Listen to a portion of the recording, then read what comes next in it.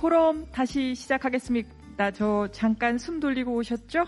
예, 2부 역시 그 발제 발표 후에 토론이 진행되고요. 마지막 순서에 질의응답 시간을 준비했습니다. 그 발제 및 토론 주제와 관련해서 더 자세한 설명을 듣고 싶거나 궁금하신 내용이 있으면 아까도 말씀드렸지만 채팅과 댓글을 통해서 남겨주세요. 일부에서는 별로 그렇게 많이 주진 않으셔가지고 어쨌든 근데 사전적으로 워낙 많이 주셔가지고 그리고 내용이 워낙 좋아서 계속 얘기를 들어봤네요. 자, 2부 발제 주제는요. 더 재밌습니다. 기술이 더 발전할수록 인간은 더 행복해질까? 발표를 맡으신 김찬중 한국원자력연구원 책임연구원님 무대 위로 모시겠습니다. 오세요. 네, 잘 부탁드릴게요.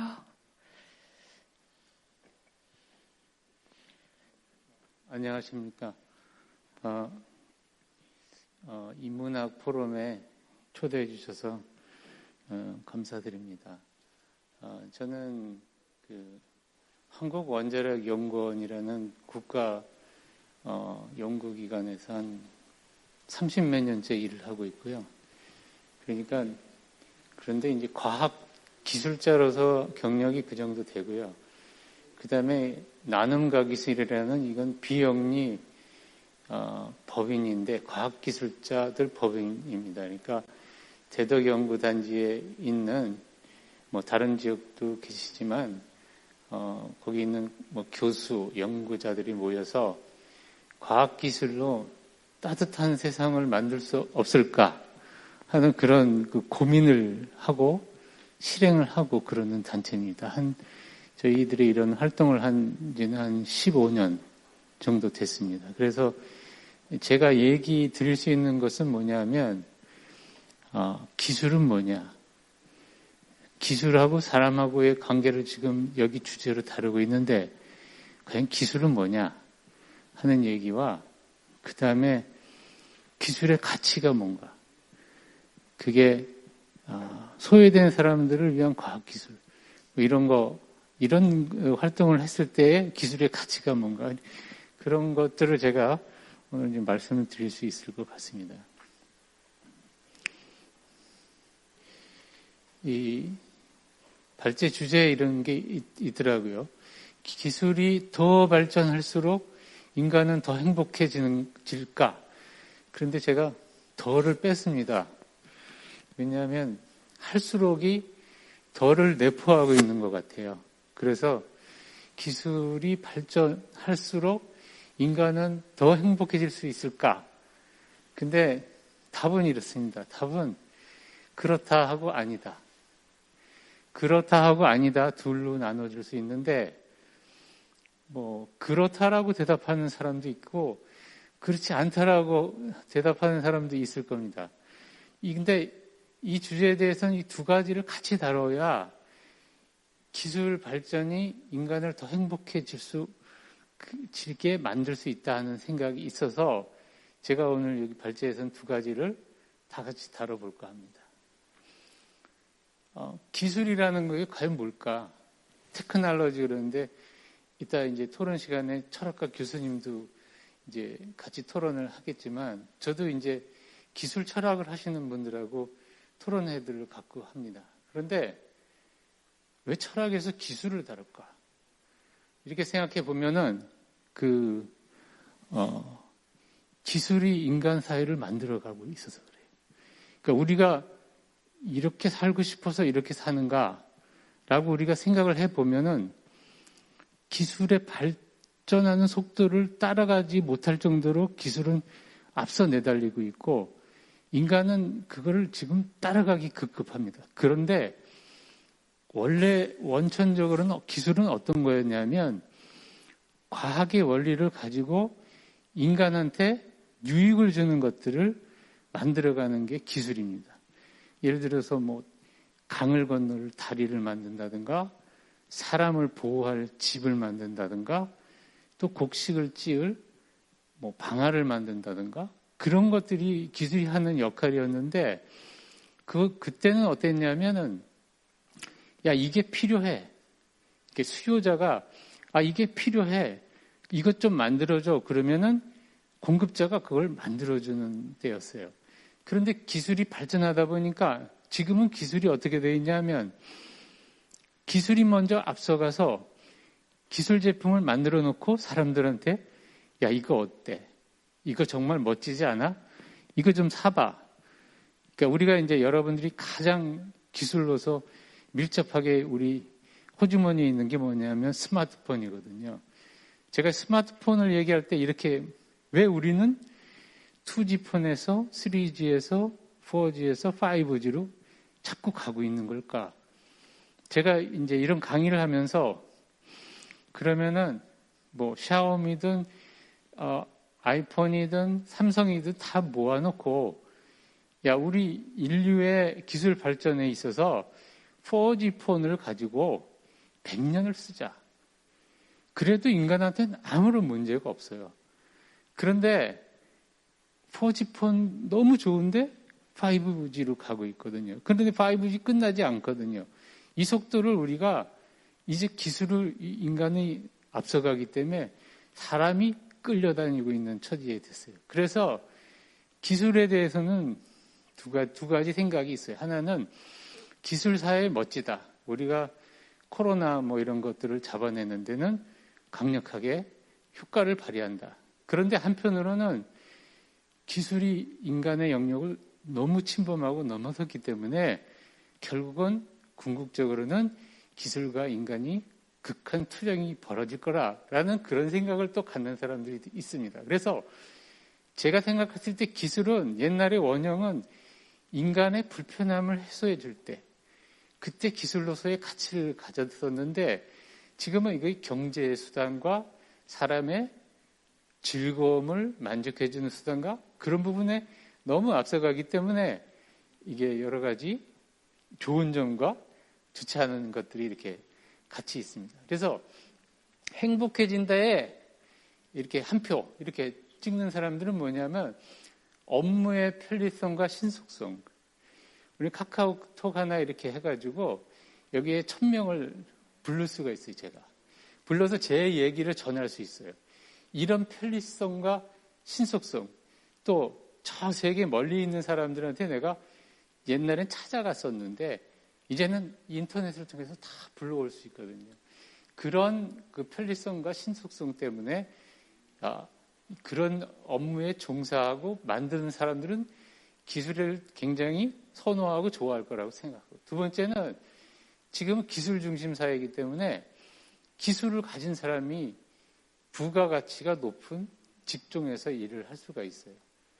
그래서 옛날에는 꼭 기술을 가져야만 좋은 직장에 있지 않았는데 지금은 경영학을 나와서 경영자가 되는 게 아니라 기술을 한 사람이 경영학을 더 공부해서 경영자가 되는 세대가 돼 있어요. 왜 그러냐 하면 옛날에는 냉장고를 하나 팔았는데 경영학을 한 사람도 냉장고가 컴프레셔가 있고 라인이 있고 이게 얼리고 이렇게 돼서 이게 온도를 갖다 맞춰준다.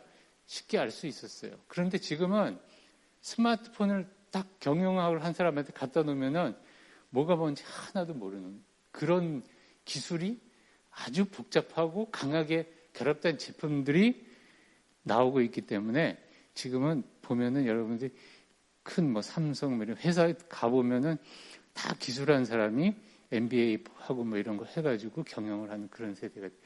근데 우리 100세 시대의 삶 이런 것도 기술이 발전함으로 해서 인간의 행복을 준다 그러는데 이것도 조금 생각해 볼 부분이 있어요. 우리가 건강하게 일을 하면서 활동하는 연령이 도대체 몇 세가 될 것이냐. 75, 80까지.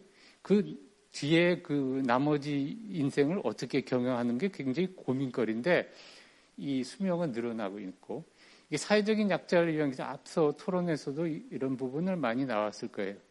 우리 뭐 고령자라든가 장애우라든가 이 약자들을 위한 기술 이런 것들이 이제 기술이 이제 가치를 갖고 있기 때문에 여기에 동그라미 칠 수가 있습니다. 그런데 하나씩 보면은 이 그림 왜 보여드리냐면 저기 1960년대 청계천이에요. 근데 제가 저기 청계천 지천 근처에서 살았었어요. 동대문구에. 그래서 제 친구들이 저기서 학교를 왔었어요. 그런데 이게 이렇게 변했거든요. 뭐 때문에 변했느냐? 우리가 갖고 있는 기술 때문에. 기술은 산업을 낳고 산업은 경제를 발달시켜서 우리가 이렇게 됐어요. 그러니까 우리가 나는 기술이 싫어 이렇게 얘기하더라도 기술을 그렇게 떠나기가 쉽지 않아요. 기술이 국가의 경제력이기 때문에. 예를 들어서 미국의 아미시 같은 데는 과학기술 싫어 그래서 아주 떠나버린 사람들이 있어요. 그 배터리 하나만 쓰고 이머전시에 그러고는 과학기술 거부해버린 사람들이 있어요. 그게 로컬하게 우리가 어떤 사람 특정 그런 사람들이 살 수는 있어요. 그렇지만 나라가 지금은 기술을 떠나서 살 수는 없어요. 그러면 이제 우리 뭐 식민지 지배 이런 거에 당했을 때처럼 국가의 경쟁력이 약화되는 거거든요. 그러니까 아까 얘기한 편리성이에요. 편리성은 뭐 저는 이제 기술하는 그런 업종에서 이제 근무를 하고 있지만 어느 날 이런 생각을 했어요. 나 컴퓨터를 키지 말아야 되겠어. 컴퓨터에 내가 너무 의존도가 모든 사람이 높거든요. 그래서 우리가 아침에 이제 회사에 가면 어떻게 하냐면 컴퓨터 부팅을 이렇게 하고 도는 동안에 커피를 한 잔 시켜서 커피를 먹어요. 그런데 어느 날 제가 컴퓨터 키지 말자. 내가 작업을 할 그런 상황이 발생했을 때만 컴퓨터를 키자. 이렇게 해서 안 켰어요. 안 켜고 그냥 이렇게 손으로 쓰면서 이렇게 했는데 어느 날 이게 안 키면 안 되는 게 결제 시스템이 컴퓨터로 되더라고요. 그러니까 이게 어쩔 수 없이 컴퓨터를 켜야 되는 거예요. 그래서 이제 저도 사인을 해줘야 되니까. 이런 문제들이 이제 내가 개인이 어떤 결정을 하더라도 그게 쉽지가 않다. 근데 기술이 정말 좋냐. 우리가 이제 여기 뭐 재래시장 사람들이 큰 마켓들 이렇게 들어서는 거에 대해서 데모도 하고 막 그러는데 우리가 전체의 기술 사회가 가는 모습을 보면은 통합돼 가는 거예요. 하나의 회사만 살아남고 이 핸드폰 같으면요. 어떤 거냐면 지금 디지털 카메라 시장을 다 흡수했죠. 저 내비게이션 시장도 지금 다 죽고 있죠. 요거 MP3 플레이어입니다. 요거. 그 우리나라 회사에서 한창 잘 팔릴 때 매출이 1조 원이었어요. 이건 없어졌죠. 다 이게 통합되어 가기 때문에 단품적인 기술들은 다 사라져가고 하나의 통합적인 기술 제품이 모든 것들을 가져가는 그런 사회가 됐어요. 그래서 이게 우리가 물론 이런 기술이 기술을 잡아먹고 시장이 시장을 잡아먹는 그런 행태에서 우리가 어떻게 중심을 잡아야 될지가 좀 고민스러운 그런 부분이 있습니다. 그러니까 앞에서 인공지능 얘기 많이 하고 외로움을 달래주고 그런 거 뭐 다 얘기하셨으니까 제가 이건 많이 얘기는 안 하겠고요. 감성의 문제는 이렇게 생각해요. 4차 산업이라는 거는 전부 컴퓨터 시스템에서 총괄적으로 운영하는 건데 그 다음에 무슨 일이 벌어지는가는 이제 센서로 센싱을 해요. 센서로 센싱을 해서 이게 어떻게 되나 우리가 아까 감성을 느낄 수 있느냐 하는 문제를 다뤘는데 감성을 느낄 수 있어요. 발달하면은 인공지능 발달하고 로봇 발달하면 제가 어떤 표정을 줘요. 할머니나 할아버지가 어떤 표정을 지을 때 로봇가 저를 다 봐요.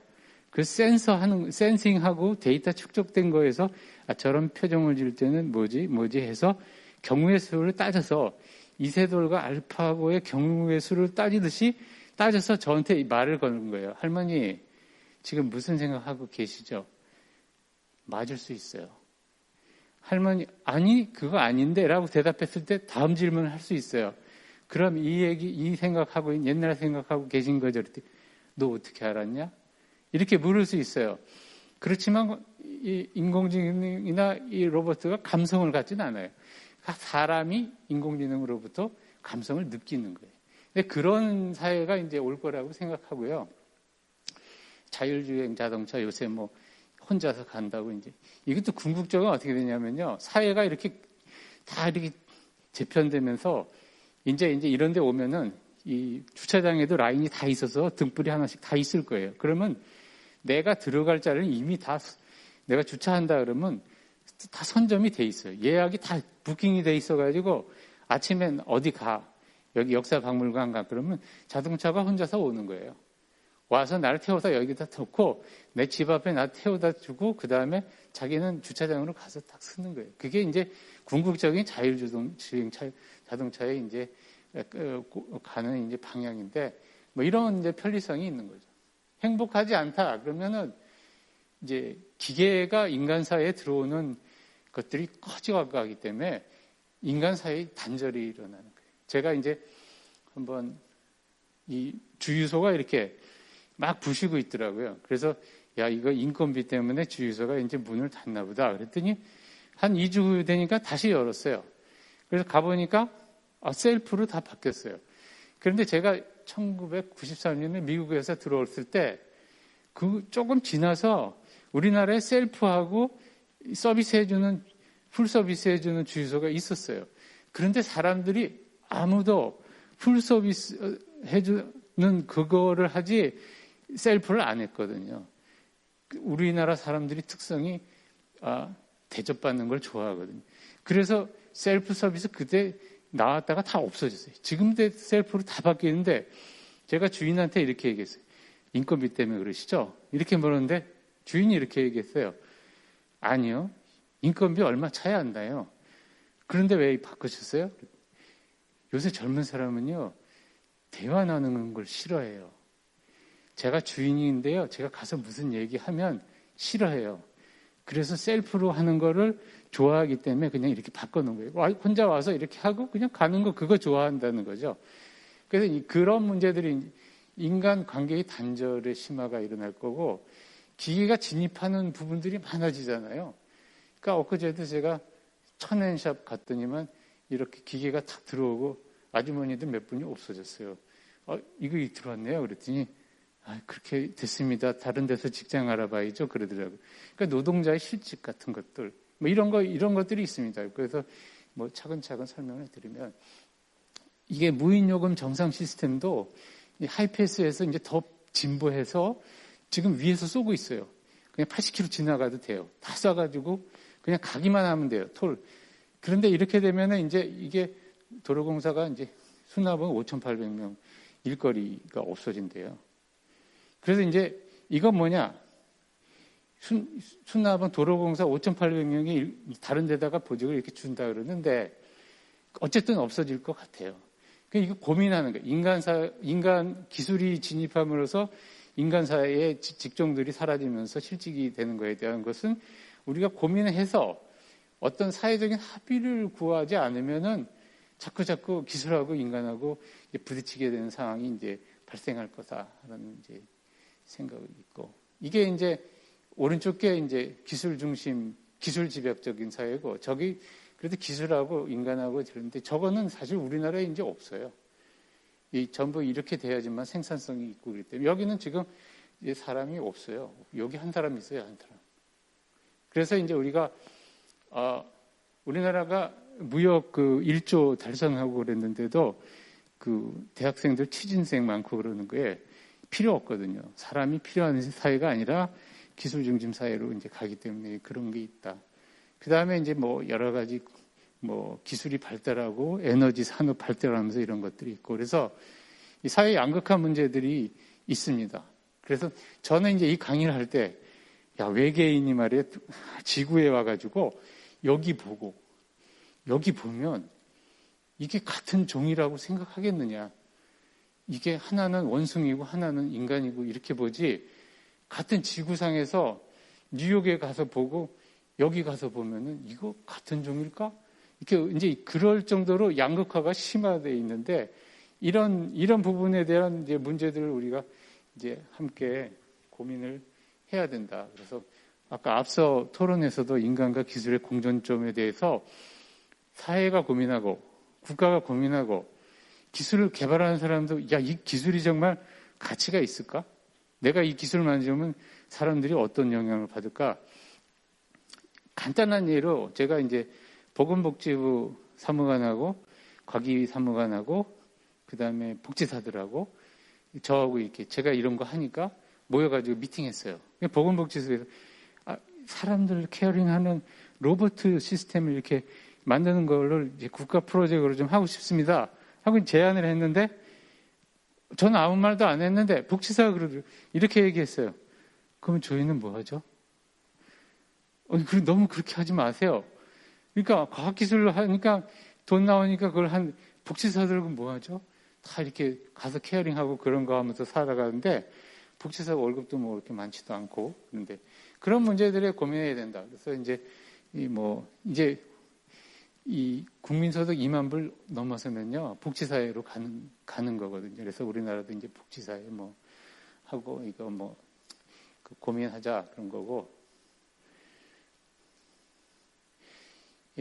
제가 사실 이제 15년 동안 하는 거는 이런 거예요. Design for the other 90%. 이게 뭐냐면 the other 90%, 나머지 90%는 과학기술 혜택에 받지도 못하고 소외되어 있다는 거예요.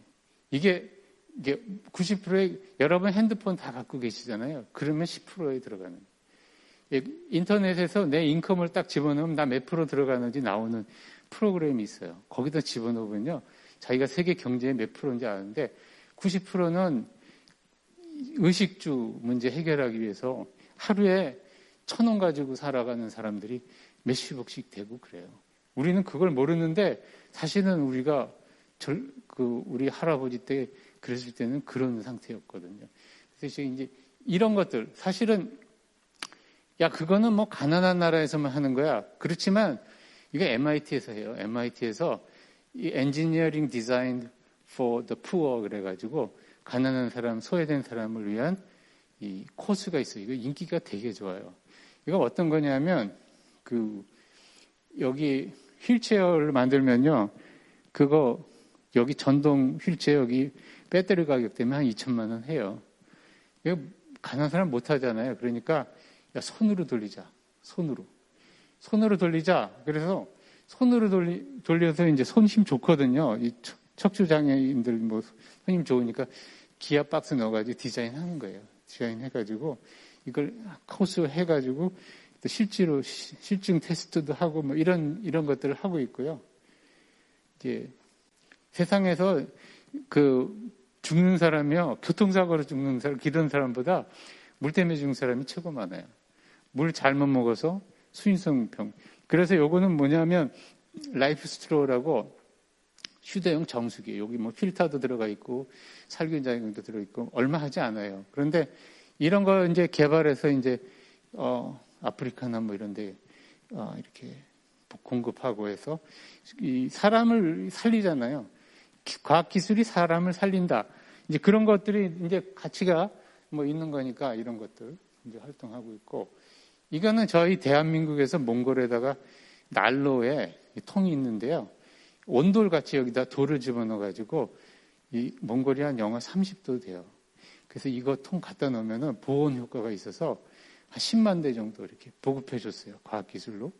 그래서 이제 몽골 사람들을 돕는 이제 과학기술 제품으로 이런 걸 적정기술이라 그러는데, 그런 이제 활동을 해서 이제 가난한 사람들, 소외된 사람들 이제 도와주고 그런 거 있고요. 우리나라는 이제 제가 학생들하고 이런 걸 해요. 이거 고령자를 위한 핸드폰 하나 디자인해보자. 실버형 인공지능 탑재해서 아이들이 이제 아이디어를 내서 뭐 손녀, 손자 목소리 기능 어플을 만들어서 뭐 해서 독거 노인 말동무 역할 뭐 이런, 아까 인공지능처럼 스마트폰에 이런 것들을 집어넣어서 뭐 하자 뭐 그런 것도 있고, 네, 뭐 다 같은 겁니다. 그래서 제가 이제 말씀드리기는 결론은 이렇습니다. 결론은 기술의 가치는 우리가 인류가 안고 있는 그런 문제를 해결해 준다든가 또는 소외된 사람들을 이렇게 돌보는 기술로서 일을 할 때 거기에 가치가 있다고 생각하고 이런 것들을 많이 고민을 해야 된다고 생각합니다. 네, 마치겠습니다. 임찬중 의원님, 좋은 발표 감사합니다. 기술의 빛과 그림자, 여기 잠깐만 계세요. 저희 무대 마련할게요. 기술의 빛과 그림자, 그리고 공존하는 방법을 찾는 노력, 그리고 마지막에 적정 기술로 이제 이어져 갔는데요. 저희 2부 토론 주제가 인간의 행복을 위한 적정 수준의 기술 개발, 적정 기술에 대한 얘기를 합니다. 저희 2부 토론에 함께 해주실 서울시립대 철학과의 이중원 교수님, 그리고 사회학자 오찬호 선생님 모시겠습니다. 저희 세팅되는 거 조금 기다렸다가 진행을 해보도록 하겠습니다. 사실 말씀을 듣다 보니 그쵸, 어디나 빛과 그림자가 있고 우리가 공존을 하긴 해야 되는데 이게 간단한 문제는 아니구나 싶기는 합니다. 선생님들 내려오시면 됩니다.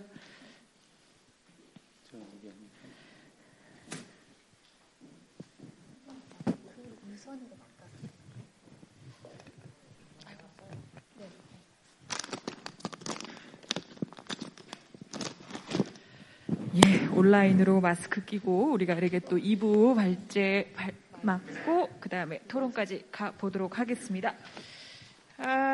인간의 행복을 위한 적정 수준의 기술 개발. 자, 먼저 우리 이중원 교수님에게 저희가 한 10분 정도 시간 드린다고 조금 차이는 있겠지만 말씀 부탁드릴게요.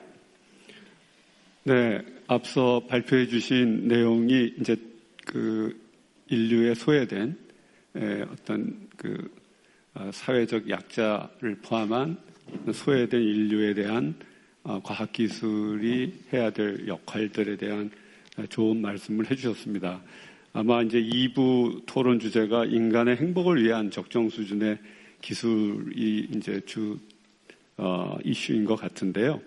아마 이제 키워드가 여기 행복이라는 게 또 들어있고 해서 지금 앞서 발표해 주신 이야기에 조금 더 다른 부분을 조금 덧붙여서 토론을 좀 풍요롭게 해볼까 하고 있습니다.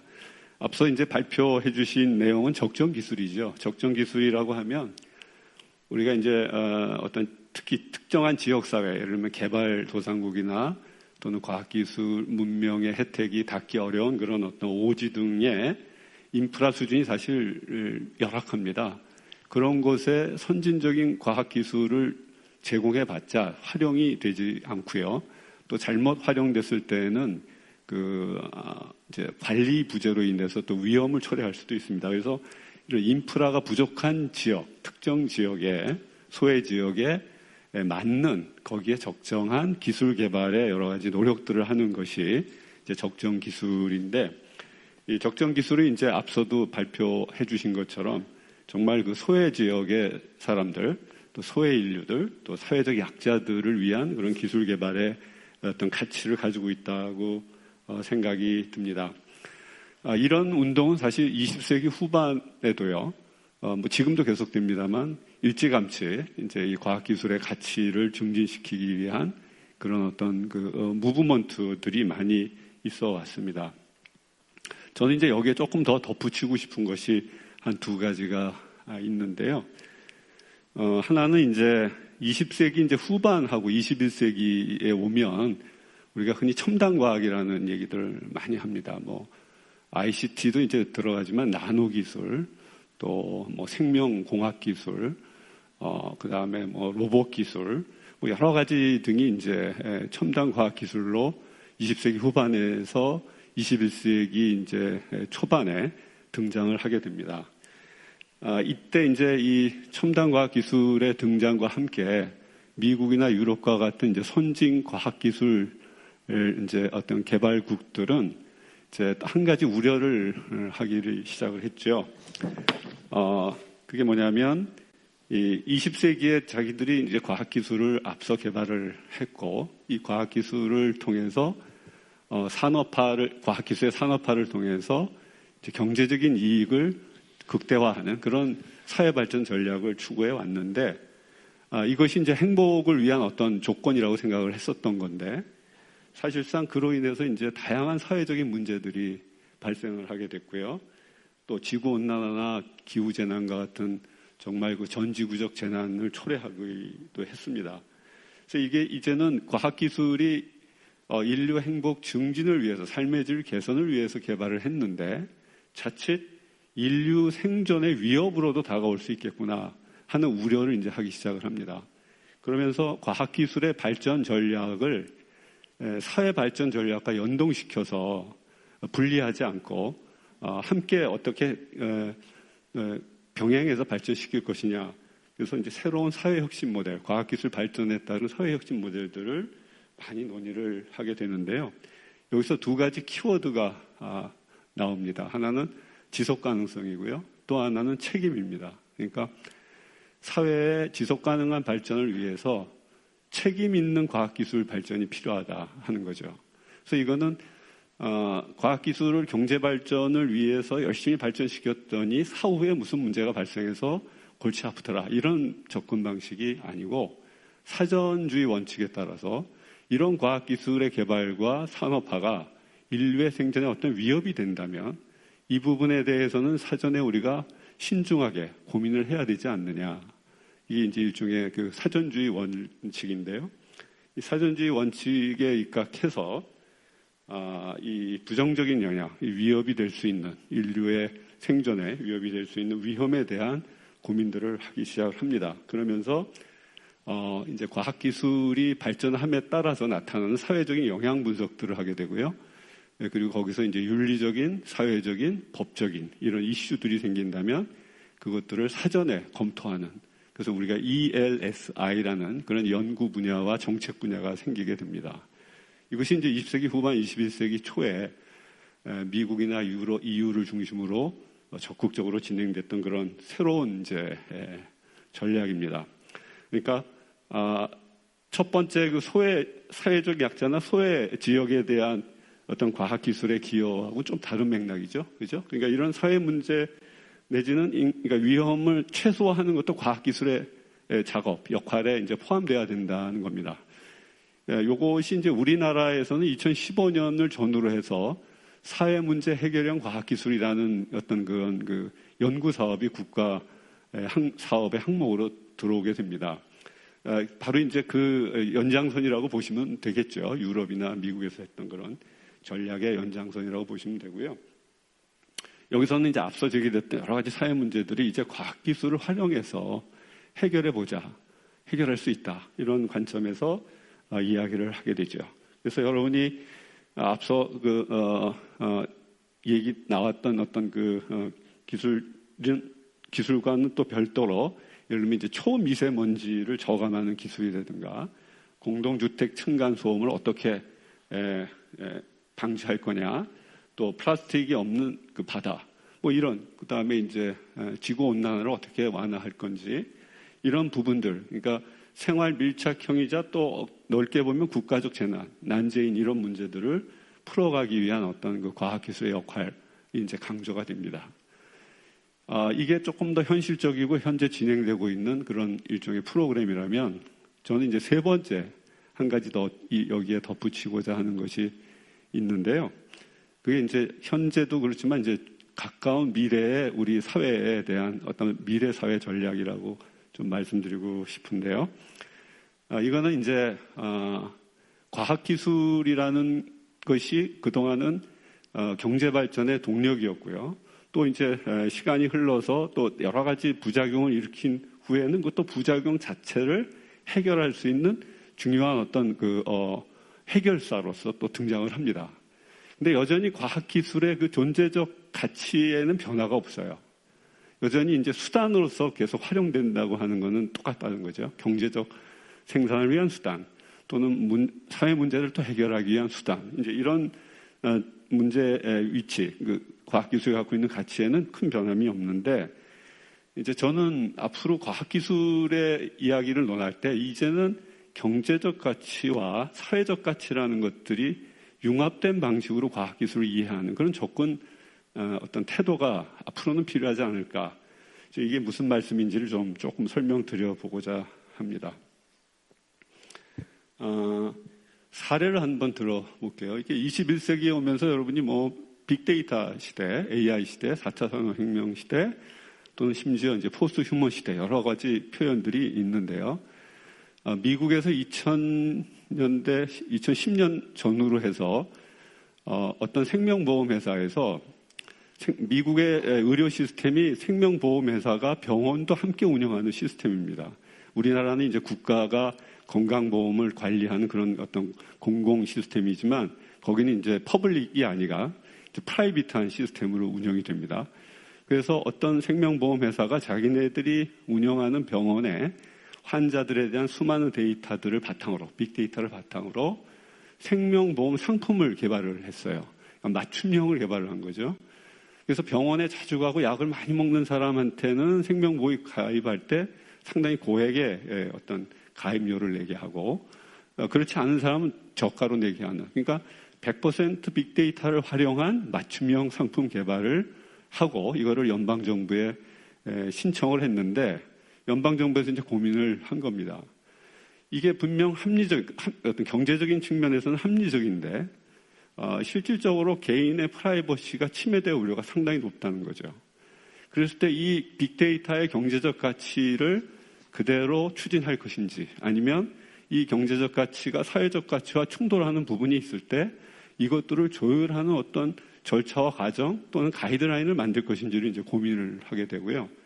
그러면서 이제 등장하게 된 것이 IAF라는 Information Accountability Foundation. 그래서 우리가 정보 책무재단 이렇게 이제 표현을 하는데요. 여기서 그런 연구들을 이제 본격적으로 시작을 합니다. 그러니까 빅데이터 시대에 빅데이터의 경제적 가치와 사회적 가치 간에 갈등이 생겼을 때 이거를 어떻게 조율할 것이냐. 결국은 인간이 결정을 하는 건데, 인간에게 가장 중요한 것은 경제적 가치만이 아니었다는 거죠. 그래서 사회적 가치와의 균형과 공존 속에서 최종적으로 판단을 하는 그런 시스템을 이제 고민을 하게 된 겁니다. 그래서 미국 사회에서 그때 연구자들이 일부 미국 사람들이 소중하게 생각하는 미국 사회의 사회적 가치는 뭔가 해서 5가지 정도를 연구를 해서 밝혀냈습니다. 베니피셜, 이로움에 대한 거. 이거 이제 개인만이 아니라 사회의 이로움 포함한 거고요. 그 다음에 이게 프로그레시브 해야 된다. 이제 미래지향적인 진취성을 가지고 있어야 된다. 그리고 이제 서스테이너블, 지속 가능성을 당연히 담보해야 되고요. 그리고 이거 상호 존중, 개인의 프라이버시라든가 상대방에 대한 배려, 이런 존중이 있어야 되고, 그 다음에 모든 것은 공정해야 된다. 이 5가지 가치를 놓고, 이 빅데이터의 수집, 그 다음에 운영, 관리, 활용, 이 일련의 과정에 이런 가치들이 제대로 잘 지켜지고 있는지를 이제 평가하는 그런 시스템을 개발을 한 겁니다. 이게 이제 특히 그 다음에 또 다른 하나의 사례는 제가 말씀드리려는 3번째 경우의 사례는 AI 윤리입니다. 여러분, AI가 아직은 우리 실생활에 적극적으로 활용되고 있지 못하지만 앞으로 10년, 20년 안에는 우리 실생활만이 아니라 산업 현장 곳곳에 AI가 나타나서 자기 역할을 할 거라고 다들 보고 있죠. 그런데 이제 지금은 그 AI가 아직 실생활로 그렇게 전면에 부상하고 있지 않음에도 불구하고 지금 우리는 AI 윤리를 논하고 있습니다.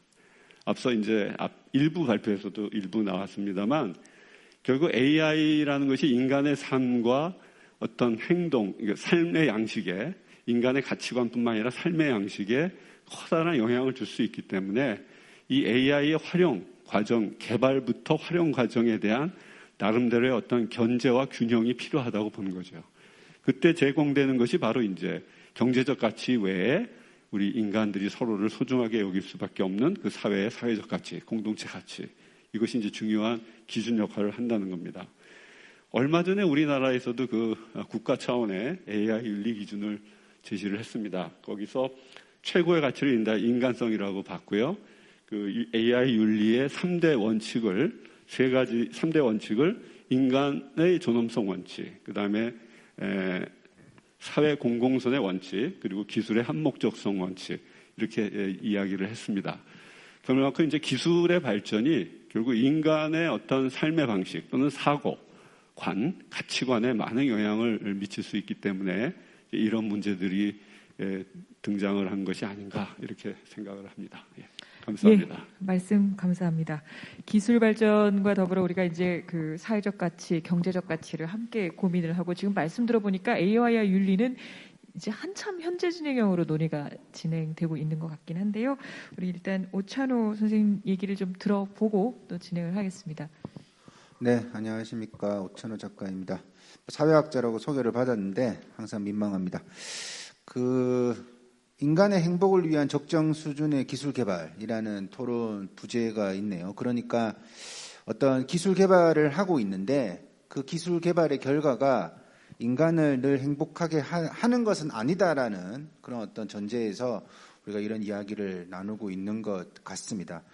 그러니까 앞으로도 계속 어떤 기술의 변화가 있을 터인데 그런 기술의 변화가 가급적 어떤 인간에게 끼치는 피해를 최소화할 수 있는 그런 방향으로 가기 위해서는 일상 속에 어떤 인식의 변화 같은 게 많이 필요할 겁니다. 예를 들어 가지고 뭐 아까 전에 그 발표 자료에서도 재래시장 이런 얘기 나왔는데 그 보통 이제 일반 시장, 재래시장이 그럽니까?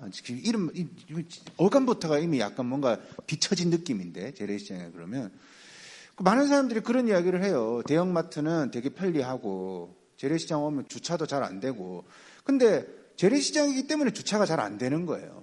그러니까 재래시장의 역사를 살펴보면 거기는 자동차가 없던 시절부터 공간에서 무엇을 사고 팔던 곳이거든요. 그렇기 때문에 대형마트의 시스템에서 재래시장을 평가를 해보면 여기는 굉장히 뭔가 문제가 있는 것처럼 보이는 거죠. 근데 사실상 그런 인식 자체가 우리가 어떤 변화되는 것을 늘 혁신적으로 이해하려고 하는 조금 습관, 버릇이 너무 강하다라는 거죠. 그냥 변화가 되었을 뿐인데 그 변화를 혁신, 요즘 뭐 배달 노동자들 이런 사례들, 안타까운 사례들 많은데 다 그 전에 있던 말들이 뭐냐면 뭐 빅데이터 혁명, 배달 혁신, 뭐 그때는 굉장히 좋은 단어들을 다 가지고 와가지고 세상이 좋아지고 있고 그러면 그 아래에서 벌어지고 있는 어떤 노동자들의 삶 같은 것은 희생, 어쩔 수 없는 희생인 것처럼 느껴질 수밖에 없다라는 거죠. 그렇습니다. 그게 뭐 요즘은 이제 저도 이렇게 아이들 책들 보면 스티브 잡스가 맨날 나오더라고요. 이 디지털 사회의 어떤 혁신자로서. 그럼 이제 잡스가 2007년도에 아이폰을 소개를 했을 때 그 프레젠테이션이 아주 유명하죠. 그때 했던 말이 뭐냐면 오늘 애플이 리인벤트 한다. 폰을, 전화기를 새로 발명하겠다. 자기 멋대로 막 선언을 해버리고 리인벤트라는 단어를 사용을 합니다. 그래서 이제 기존의 스마트폰은 좀 제품이 별로 안 좋고 그래서 이제 터치스크린 위주의 그 전화기 안에 컴퓨터와 노트북을 담아내는 거죠. 근데 이 터치스크린이라는 것이 뭐 그래 편리한 거죠. 그냥 그게 편리한 거지. 그것이 무슨 인류의 삶을 엄청나게 바꾸는 그러한 혁신이라는 단어를 갖다 붙이는 기술의 승리일 뿐이지 그것 자체를 가지고 인류 문명이 어떤 좋은 쪽으로 흘러가고 있다라는 식으로 쉽게 말은 할 수 없다라는 거죠. 그러니까 물론 좋은 쪽으로 천천히 흘러가겠죠. 과학은 축적성, 작은 변화가 쌓여가지고 큰 변화로 가니까 물론 변화로 가겠지만 그런 어떤 모든 기술의 변화를 긍정적으로만 해석하려는 버릇을 지니게 되면 늘 어떤 기술 이전의 것은 도태되어도 마땅한 것으로 느껴지는 그런 느낌을 가지게 된다는 거죠. 자, 그리고 이제 또 하나의 우리가 이제 이런 지점을 이해를 할 때 기술을 찬양하기 이전에 좀 고려해야 될 것. 지금까지 그런 게 부족했으니까 이런 적정 수준의 기술 개발을 논의를 하는 걸 거예요. 뭐냐면 거시적으로 기술이 개발되면서 아주 오랜 역사에서 시간대에서 기술이 개발되면서 그 기술의 변화 덕택에 인간이 혜택을 받아서 행복해지고 있어요. 오케이, 그건 아무도 부정하지 않습니다.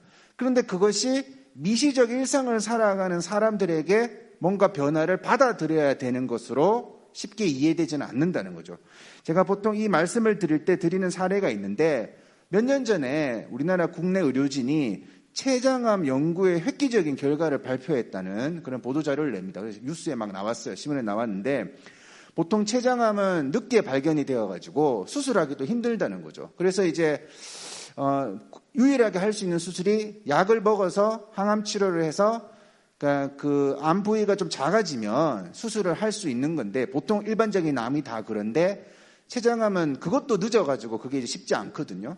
근데 어떤 새로운 접근 방법을 통해 가지고 평균 수명을 1.7배나 증가시키는 그런 연구 결과를 보도를 합니다. 근데 그 1.7배가 10년이 17년이 되는 게 아니고 1년 5개월이 2년 5개월이 되는 거예요. 그러니까 이 연구진들이 하는 항암 치료를 통해서 암 크기를 줄인 다음에 공격적으로 수술을 하면 1년 5개월 살던 사람이 2년 5개월을 살 수 있다라는 연구 결과를 냅니다. 그러니까 그렇게 인류가 질환을 극복하고 있겠죠.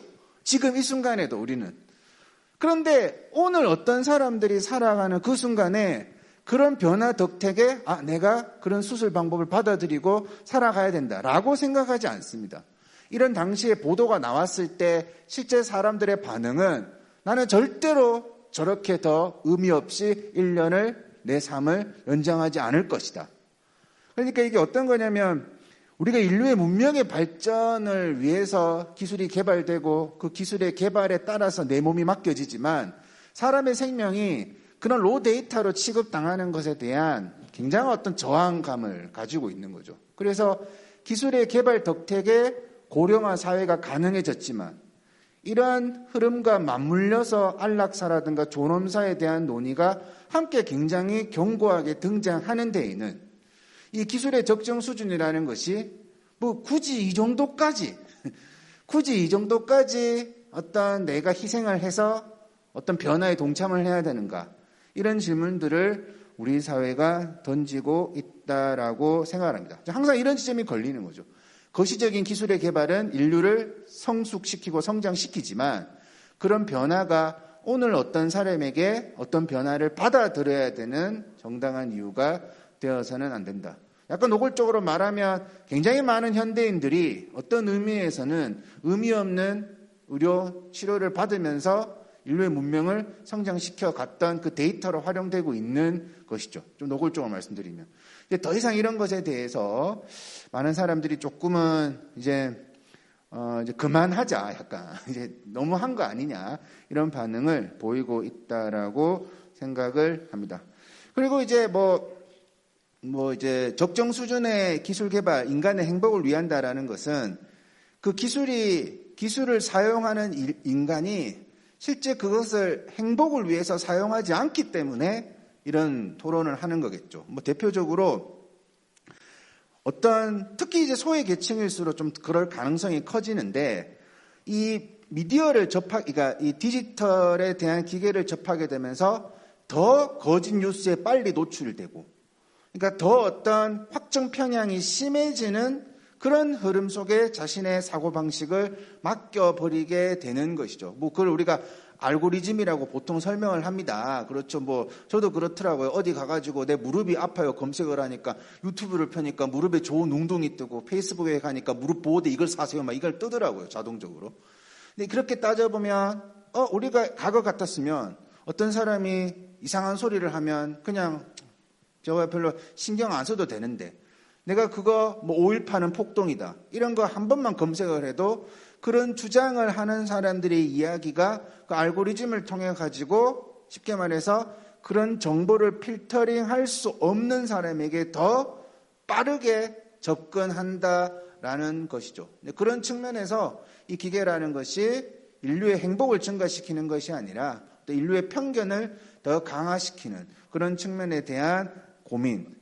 또 마지막으로 제가 이제 생각한 것은 어떤 거냐면, 이제는 기술을 어떻게 다루는 것이 또 사람을 구분하는 하나의 기준이 되어가고 있는 것이죠. 그러니까 기술 덕택에 인류가 행복해지고 있다라는 관점이 개인이 그 기술을 잘 다루는 사람은, 쉽게 말해서 명문대학교 학위증, 어떤 굉장한 대단한 자격증인 것처럼 사회에서 인정받는 것처럼, 그 기술을 다루지 못하는 사람은 뭔가 적응하지 못하고 변화에 따라가지 못하고 굉장히 고리타분하고 그런 식으로 사람을 구분하게 되는 그런 어떤 경향성이 강해진다면, 기술이 인간을 행복하게 하기 앞서서 기술이 인간을 더 구분짓고 사람이 서로를 혐오하게 만들고, 그런 지점에서 우리가 성찰해야 될 지점이 존재하기 때문에 저기서 말하는 적정 수준이라는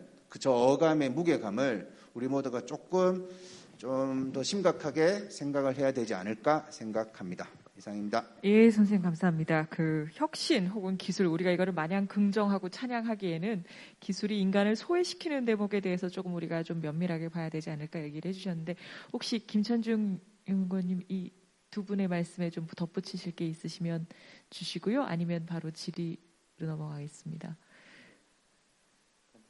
네, 간단하게 이제 기술 사회를 이끌어가는 이제 한 세 가지 형태가 있는데 하나는 지금 말씀드린 것처럼 스티브 잡스처럼 세상에 없는 물건을 만드는 사람들이거든요. 이 사람들은 혁신가라고 그럽니다. 지금 얼마나 스마트폰이 전 인류를 갖다가 문화 뭐 이런 네트워크의 중심에 서 있습니까?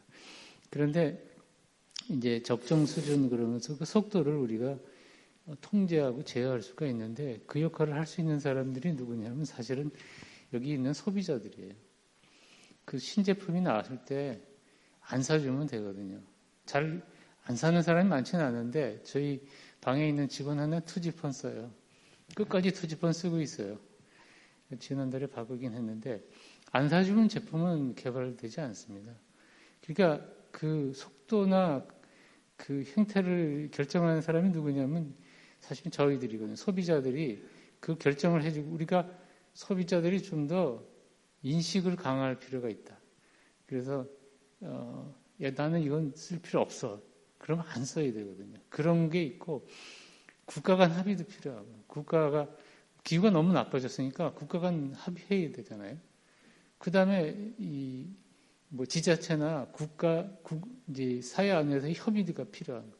우리 이런 거는 너무 강하니까 우리 노동력을 한 40%는 써야 되고 기술 나머지 쓰자. 이렇게 합의와 협의를 이루어지면은 인간과 이제 기술이 이제 그건 국가 정책이라든가 이게 제도 이런 거를 할 수가 있고요.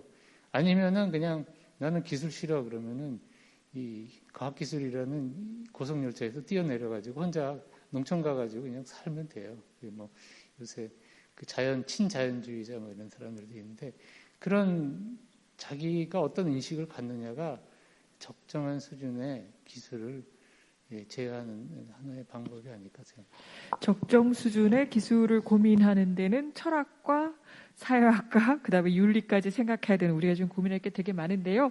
저희 지금 잠깐 또 이쯤에서 저희 책을 한번 추천 주시면 좋을 것 같습니다. 일단 김찬중 연구원님부터 해서 이게 사이즈가 크습니다.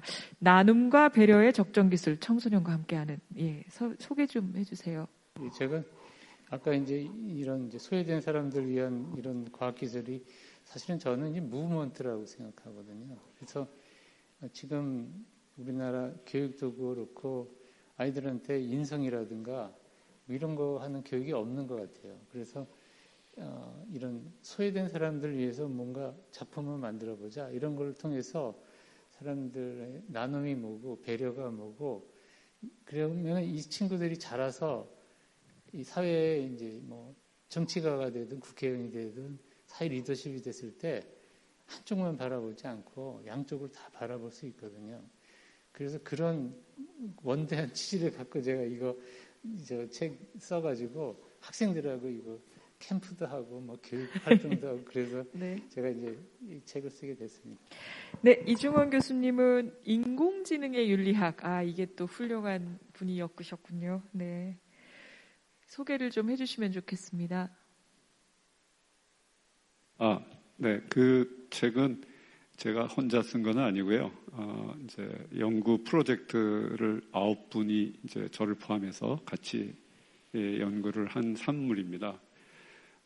이제 현재 다양한 인공지능 윤리에 관한 논의들이 있는데 뭐 그런 내용들만이 아니라 그 인공지능 윤리가 어떤 정당한 근거를 가질 수 있는지를 좀 더 철학적인 깊이를 이렇게 탐구하는 책이고요. 그러면서 이제 윤리하고 윤리학이 조금 다른데요.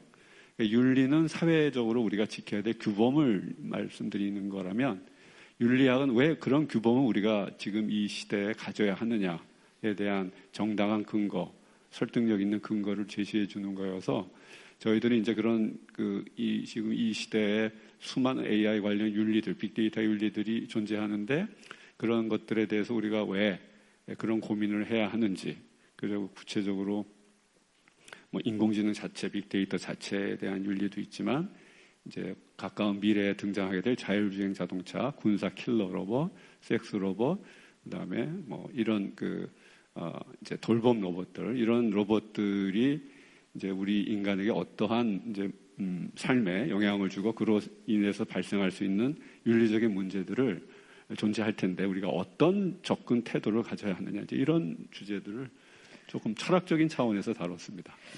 약간 난이도가 있어 보이는데 잘 보도록 하겠습니다. 또 여기 우리 오찬호 작가님은 조금 의외에 여기 지금 전부 다 적정기술, 인공지능 얘기를 하고 계시는데 가난의 문법이라는 책을 추천을 해주셨습니다. 저는 자기 책은 추천하면 안 되는 줄 알고 자꾸 해가지고.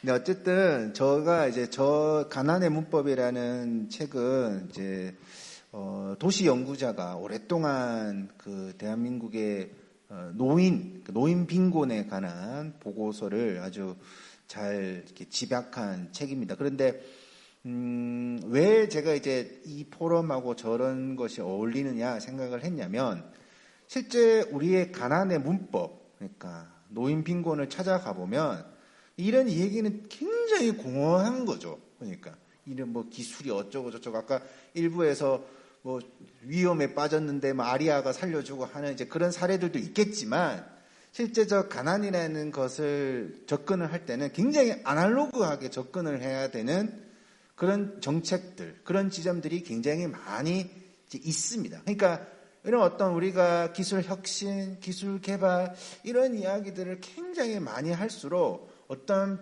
편에 존재하는 굉장히 명백한 어떤 빈곤의 문제가 굉장히 과거형처럼 느껴지는 이제 그런 어떤 고민이 있었고요. 두 번째는 요즘 뭐 기본소득이다 하면서 뭐 로봇에게도 세금을 물려야 된다. 기술 사용에 대한 세금을 굉장히 과거하고 다른 기준으로 접근해야 된다라는 그런 어떤 논의들이 있습니다. 그런데 그것이 논쟁이 붙는 이유가 오롯이 그 기술의 개발이라는 것이 자신의 몫으로 여긴다고 생각하는 사람에게는 어떻게 보면 나는 이렇게 밤낮을 공부를 해서 기술을 개발을 해가지고 돈을 벌었고 저 사람들은 기술도 하나도 모르어가지고 저렇게 되었는데 왜 내가 돈을 줘야 되느냐 이런 말을 하겠지만 어떤 것도 사회 구조로부터 벗어나 있지 않다라는 거죠. 어떤 기술을 잘 사용할 수 있었고 돈을 벌 수 있는 구조에서 누군가가 혁신을 했다면 또 다른 사회 구조에서는 점점 그런 혁신으로부터 멀어져서 굉장히 인간의 존엄성이 위태로운 빈곤한 사람들이 존재한다라는 것이죠. 그런 의미에서 이 사회 구조가 어떤 식으로 개인을 지배하고 있는가 이런 것들을 조금 느껴보면 좋겠다라는 차원에서 가난의 문법이라는 책을 추천하게 되었습니다.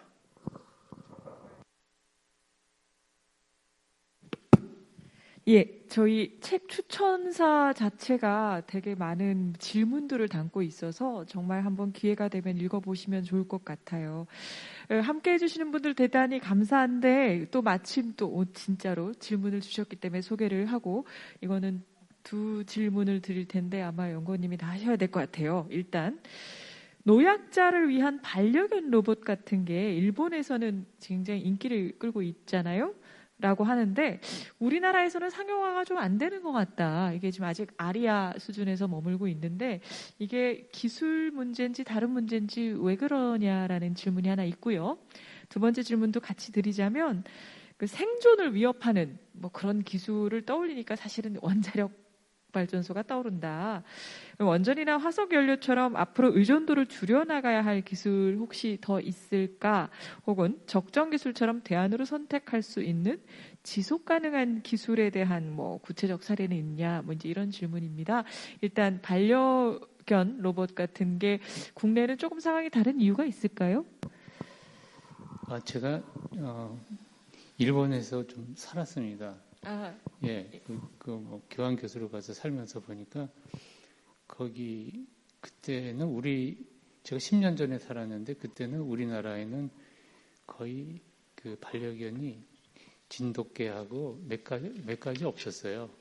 그런데 일본에 가니까 저거는 정말 비싸겠다 하는 느낌이 되는 반려견, 애견샵, 병원 뭐 그런 게 그냥 럭셔리한 것들이 있더라고요. 그러니까 반려견 문화가 정착된 게 우리나라는 지금 얼마 안 돼서 지금 뭐 그런 상황이고 일본은 이제 오래됐으니까 이제 반려견을 로봇으로 만든다 그러는데 뭐 그것이 반려견을 만들기 위한 게 아니거든요. 로봇을 만드는 거는 인공지능을 만들어서 그것을 테스트하기 위한 거지 그걸로 반려견으로 쓰려고 그러는 게 아니거든요. 그거를 반려견을 쓸 수 있는 인공지능을 개발하면 어마어마한 것들을 다 할 수 있는 거거든요. 그래서 이제 반려견을 하나 잡아가지고 로봇도 우리나라보다 일본이 빨리 개발해서 빨리 진입했거든요. 그래서 일본의 로봇 기술이 좋기 때문에 거긴 하고 있고 우리도 이제 할 거예요. 할 거지만 저는 이렇게 생각합니다. 반려견 로봇보다 반려견이 더 나을 거라는 거예요. 그것도 생각해야 되는 거고요. 그 에너지 문제는 지금 이제 원자력은 이제 이 정부가 들어와서 이제 조금 절제하겠다고 그러는데 에너지를 갖는 나라가 강국이거든요. 그런데 지금 어떻게 변화할 거냐면 모든 게 다 전기 에너지로 변화할 거예요. 굉장히 깨끗해지겠죠. 전기를 저장해서 배터리 산업 이런 것들이 아주 발달할 거예요. 그래서 아주 클린한 자동차도 전기 자동차로 다 가지 않습니까? 근데 지금 석유와 석탄 이런 화석연료 시대는 거의 지금 종말을 고하고 있다고 보시면 됩니다. 앞으로는 깨끗한 전기 사회가 진입할 것이니까 그렇게 생각하시면 될 것 같습니다. 예, 답변 감사하고요. 제가 이 교수님하고 오 선생님한테 두 질문을 같은 걸 하나 드려야 될 것 같아요. 워낙 또 사전에 주신 게 많은데 딱 그냥 하나만 딱 하자면 사실 두 분도 다 말씀해 오늘 내용이 계속 이제 그 얘기가 반복적으로 등장을 하는데 인간이 오히려 상대적으로 소외된다거나 박탈감을 느낀다거나 이제 이런 문제들이 기술 발전에서 이제 부수적으로 나오고 있는데 자 그러면 우리가 적정 기술이라는 얘기를 가지고 얘기를 하고 있으니까 그런 문제를 해결하기 위한 적정 기술의 그 단계 혹은 이제 그 과정에 대한 합의는 그게 이제 합의가 가능할 것이냐 여기까지만 가자 혹은 이게 아까 소비자가 움직여야 된다는 말씀도 주셨지만 그게 그렇게 될까? 이제 여기에 대한 전망을 조금만 부탁드려도 될까요? 짧게 어려운 질문드리고 짧게 부탁드려도 죄송합니다.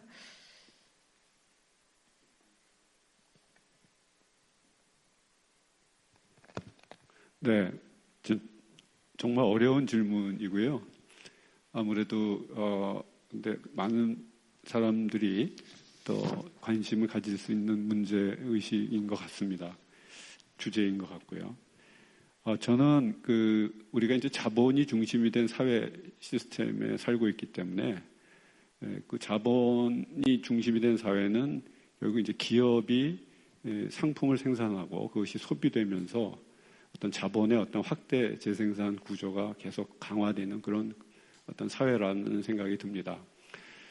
근데 거기서 이제 중요한 게 아까도 말씀드린 경제적 가치인데 이 부분은 기술 개발이 그동안 혁신적으로 그 역할을 해왔다고 생각이 들어요. 과학기술이 또 실제로 그렇게 많이 이용되기도 했고요. 실제로 우리나라 헌법을 보면 과학기술은 경제 발전의 도구로 이렇게 명백히 명시되어 있습니다. 그게 원래 초창기에 해방 직후에는 그렇지 않았어요. 그러니까 그 경제 발전과 인류 복지 뭐 이런 식으로 돼 있던 것이 이제 60년대 이제 그 새로운 군사 정권이 들어선 이후부터 경제 발전을 우리 사회의 최고의 목표로 삼은 후부터는 다 과학 기술은 다 경제 발전과 연동이 돼 버렸습니다. 우리 사회가 가지고 있는 현재도 많은 사람들이 지금도 아까 경제적 가치와 사회적 가치가 서로 균형을 잡아서 공존하자고 말씀드렸지만 한국에서는 아마 현실적으로 가능하지 않을 거라고 봐요. 모든 것이 다 경제적 가치로 환원되는 시스템이기 때문에 그렇습니다. 저는 이제 이런 상황에서 사회적 합의가 이렇게 성숙한 그런 어떤 그 합의 모델을 가지고 만들어지긴 쉽지 않을 것 같고요. 좀 더 시간이 필요한데 중요한 건 이제 그런 사고의 패러다임을 좀 바꾸는 것들이 좀 더 이제 인문학이든 사회과학이든 이런 좀 그 비과학 기술이 아닌 좀 인간과 사회를 다루는 이런 학문 분야에서 좀 널리 소통이 되고 그걸 통해서 다양한 우리의 생각들이 정립이 되면서 우리 사고 자체의 패러다임을 좀 바꾸는 것들이 이제 필요하지 않는가. 그것이 일정 정도 되고 나면 이 사회 시스템에서 적정한 수준의 기술은 기술 자체가 적정 수준이 있을 수는 없을 것 같고요. 우리가 그 발전의 정도를 적정 수준으로 조절을 할 수 있을 것 같습니다.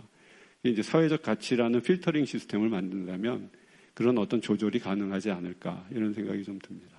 저희가 해야 할 일이 굉장히 많고 사실은 그렇기 때문에 오늘 이런 포럼을 진행하고 있는 게 아닌가 싶습니다. 오 작가님에게도. 전망이라고 하셨죠, 전망.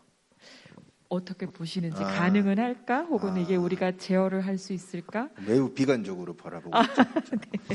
왜냐하면 이제 정치의 영역이 굉장히 중요해진 거잖아요. 근데 우리는 정치가 이꼴 어떤 시장 경제를 그대로 내버려 둬야 되는 것이 또 정치의 길인 것처럼 이해하는 역사가 굉장히 긴데, 그래서 규제라는 말만 나와도 막 화들짝 놀라고, 그래서 어떤 자유롭고 정의로운 대한민국이라는 것은 자유시장 경제가 어떤 정의롭지 못한 결과를 초래하는 것에 대한 엄격한 감시, 이런 것들을 굉장히 함께 이해를 해야 되는 거거든요. 근데 정치의 영역이 굉장히 중요해졌는데, 그 정치라는 것은 결국 대중의 여론을 보고 그것을 정책으로 반영을 하겠죠. 그런데 우리가 지금 이렇게 만들어지는 표현, 그러니까 어떻게 대중이 되어서 사회로 나오느냐. 예를 들어서 대학 같은 걸 떠올려다 보면 대학에서 본인이 아무리 열심히 공부하려고 해도 이 자본주의 사회를 비판한다든가 답 너머의 답을 찾는다든가 그럴 수 있는 가능성이 구조적으로 사라져 버린 거죠. 취업이 안 된다는 이유로 다 구조조정이 되어 있고 실무적인 어떤 학문들만이 자리를 잡고 있고, 그렇기 때문에 어떤 사람이 대학에 들어가서 아무리 자신이 열심히 공부를 하려고 하더라도 굉장히 시장 자본주의에 최적화된 인물로 졸업을 해서 사회생활을 하는 그런 구조를 가지고 있기 때문에 우리가 지금 이런 측면이 어떤 면에서 미래에서 계속 토론을 하겠지만 토론을 해봤자 사실상 좋은 결과가 나오지 않는, 저는 개인적으로 그런 좀 심각한 우려를 하고 있는 편입니다. 선생님, 저희가 그런 우려를 나누면서 어쨌든 길을 찾아야 되지 않을까 싶은데, 되게 막중 어쨌든 비관적이라고 하셨지만 그렇게 던져준 자체가 무게가 가볍지 않습니다. 저희는 아마 이 얘기를 계속 해야 될 것 같고요. 세 분 오늘 발제와 토론 대단히 감사합니다. 오늘 순서는 일단 여기서 마무리를 하겠습니다. 4차 산업혁명 시대에 어쨌든 인본주의에 기반한 첨단 기술이 어떻게 발전할 것인지, 우리가 그리고 이제 이런 여러 가지 과제들을 얘기를 해주셨는데 어떻게 해법을 모색해야 될지 이렇게 포럼을 통해서 얘기를 나눠봤습니다. 함께해 주신 분들께 인간과 기술 포럼 정말 유익했기를 바라고요. 오늘 포럼의 영상은 향후 다시 편집해서요, 인문 360 홈페이지를 통해서 공개된다고 합니다. 많은 관심과 추천 부탁드립니다. 자, 그럼 제2회 인간과 기술 포럼 여기서 마무리하겠습니다. 고맙습니다.